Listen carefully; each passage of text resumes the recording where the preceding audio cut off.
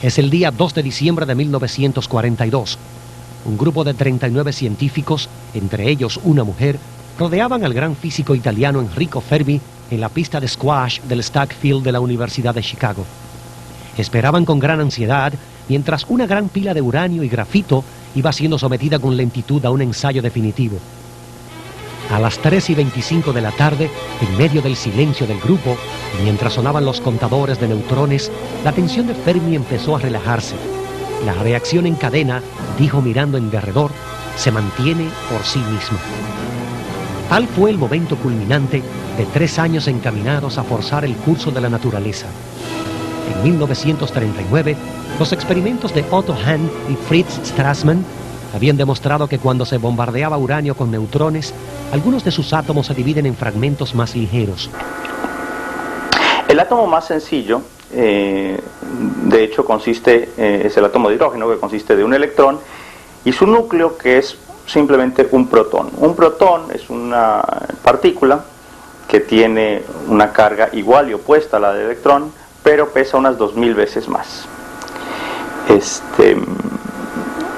De hecho, como todos los átomos son neutros, o deben tener carga total cero, si un átomo tiene un cierto número de electrones, digamos Z, llamemos Z el número de electrones que tenga un átomo, ha de tener en su núcleo el mismo número de protones, Z protones.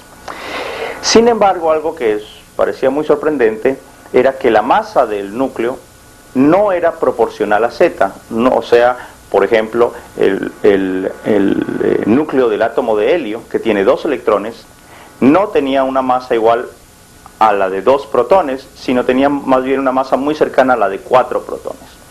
Esto no se pudo entender satisfactoriamente, sino hasta el descubrimiento del neutrón por Chadwick en 1932. Este neutrón resulta ser una partícula muy similar al protón, pero con la diferencia de que tiene carga eléctrica cero. Los científicos atómicos pronto se dieron cuenta de que para liberar energía del uranio en gran escala había que encontrar alguna manera de hacer que la reacción en cadena se mantuviese por sí misma. Había que idear algún método para asegurarse de que suficientes neutrones alcanzaran suficientes núcleos y los dividan.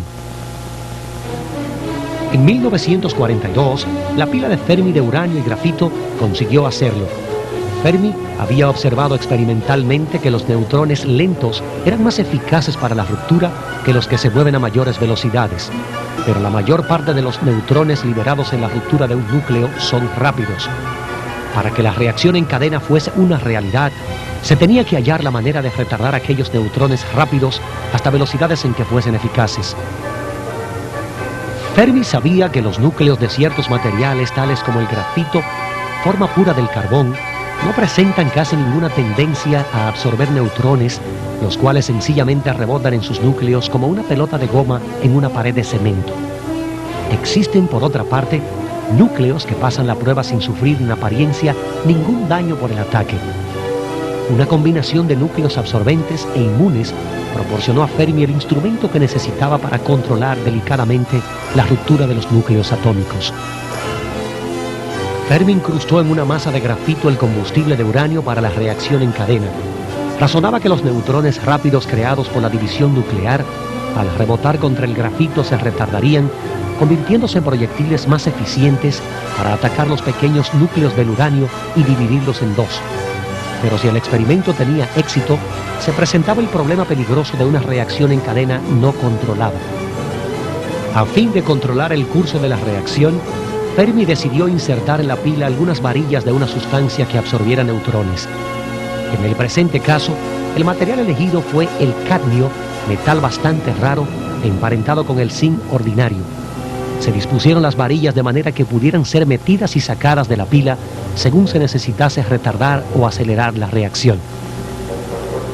Cuando Fermi anunció a sus colegas que la reacción se mantenía por sí misma, significaba que el grafito estaba retardando justo el número suficiente de neutrones para mantener la reacción y que el cadmio absorbía el número suficiente para evitar que se fuese de la mano.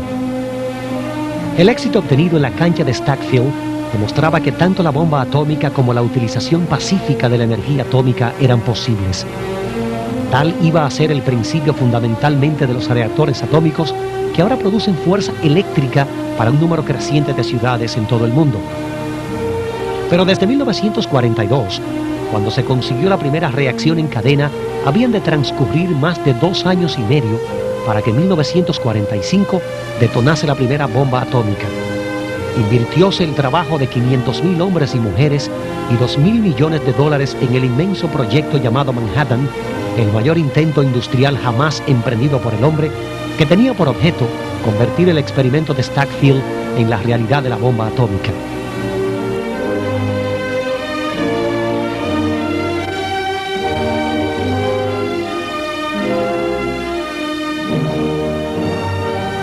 Obtener los materiales para los experimentos no fue problema pequeño. El grafito, por ejemplo, es una sustancia bastante común que se usa mucho para lápices y lubricantes, pero a principios del año de 1940 prácticamente no existía de la pureza necesaria para una pila atómica. En consecuencia, y en medio de las escaseces de la guerra, la industria del grafito tuvo que renovar a fondo sus técnicas. El metal uranio era otro material crítico. Antes de la Segunda Guerra Mundial, el metal uranio era poco más que una rareza de laboratorio. En todo el mundo no había ni medio kilogramo de uranio puro. En los Estados Unidos no se extraía y solamente podía disponerse de un poco entre los productos secundarios indeseables de las grandes refinerías del metal vanadio en las rocosas. En 1942 se disponía de 500 toneladas de esos desperdicios de uranio. Pero por suerte para los Estados Unidos, se encontraron con la custodia de 1.200 toneladas de óxido de uranio que habían sido almacenadas en Staten Island por una empresa minera del Congo belga.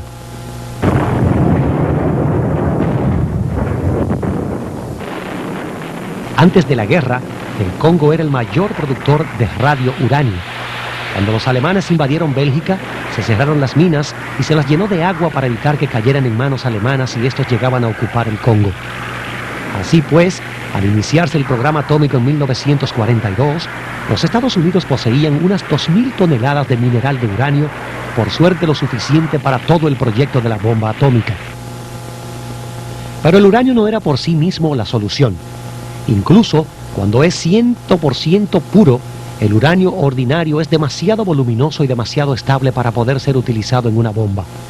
Así, por ejemplo, en la pila de Fermi en Chicago, se habían necesitado 7 toneladas para conseguir una reacción en cadena relativamente lenta para un arma que tenía que ser conducida por un avión. Se necesitaba algo más ligero y más potente.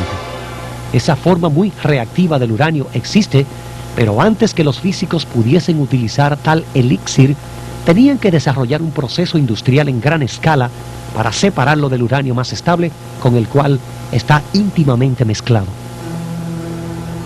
Del uranio, como el carbono, existen varios isótopos, siendo esta la característica utilizada por el proyecto atómico de los Estados Unidos. Los isótopos más corrientes del uranio son el uranio 238 y el uranio 235. El segundo es el isótopo rompible, pero el primero es más abundante. Un 99% de la mezcla de uranio en que ambos se encuentran, puesto que ambos isótopos de uranio tienen propiedades químicas idénticas. No existe procedimiento químico sencillo que permita separarlos y el que se utilizó se basaba en el peso atómico. Es evidente que los átomos son demasiado pequeños para poder ser separados individualmente, pero cuando el uranio se combina con el gas flúor, forma un compuesto gaseoso cuyas moléculas pueden ser separadas. Sabiendo que las moléculas ligeras se mueven algo más deprisa que las más pesadas, los científicos idearon un procedimiento de difusión gaseosa en el cual el hexafluoruro de uranio es impulsado contra un tamiz extremadamente fino. Las moléculas más ligeras y más rápidas pasan a través de la pantalla un poco más deprisa que las más pesadas y lentas. En consecuencia, el gas que se acumula al otro lado de la pantalla tiene una concentración mayor de uranio 235 que el gas que queda al otro extremo. Repitiendo esta operación varias decenas de miles de veces y utilizando en cada ocasión el gas refinado obtenido en la operación previa, es posible, teóricamente, aumentar la concentración del uranio 235 de 0.7% en la mezcla hasta un asombroso 95%. Gracias a este procedimiento, los Estados Unidos habían encontrado la manera de obtener un concentrado de uranio que podía ser utilizado en una bomba, o así lo pareció entonces. Uno de los mayores logros del proyecto atómico de guerra de los Estados Unidos fue la construcción de una gigantesca planta de difusión gaseosa en Oak Ridge, Tennessee, para efectuar la concentración de uranio 235 en gran escala. La planta tenía unos 800 metros de largo y al final acabó costando más de $500 millones. Para intentar desarrollar otros métodos de refinar el uranio 235, a fin de que pudiese ser utilizado en una bomba transportada por avión, el gobierno norteamericano construyó una serie de plantas junto a la planta de difusión gaseosa de Oak Ridge.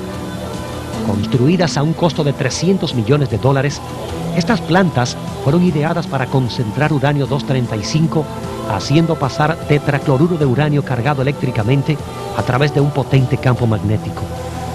En el proceso, las trayectorias de las partículas de uranio 238, algo más pesadas, serían menos desviadas por el campo que las más ligeras de uranio 235. Así se separarían los dos isótopos del uranio.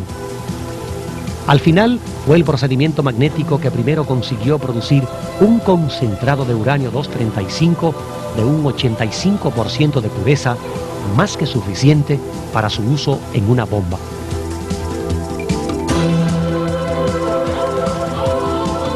Pero mucho antes de terminar las plantas de Oak Ridge, el gobierno norteamericano decidió iniciar un proyecto completamente distinto por si los otros fracasaban. Así fue que en un lugar solitario, junto al río Columbia, cerca del pueblo de Hanford, Washington, se construyó una nueva planta para producir una sustancia llamada plutonio.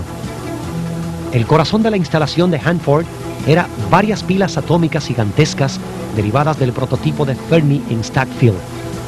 A diferencia de la bomba de aviación, esas pilas podían construirse con uranio corriente. Una vez terminada, se dejaba que la pila funcionase lentamente en reacción en cadena controlada que se refrigeraba con agua del río Columbia. En el interior de la pila se producía una extraña transformación. Parte del uranio 238, al ser bombardeado con neutrones, se convertía en plutonio, elemento de factura humana aún más fácil de dividir que el uranio 235. La bomba que se hizo estallar en la ciudad japonesa de Hiroshima utilizó el uranio 235. La bomba que estalló en Alamogordo y la que estalló en la ciudad japonesa de Nagasaki utilizaron el recién descubierto plutonio. Al llegar el verano de 1945, todos los problemas industriales y de diseño habían sido resueltos y el 16 de julio de 1945, 21 meses después de la reacción en cadena en la pista de squash de Stackfield, la primera bomba nuclear del hombre hacía explosión en un ensayo en el desierto de Alamogordo, Nuevo México.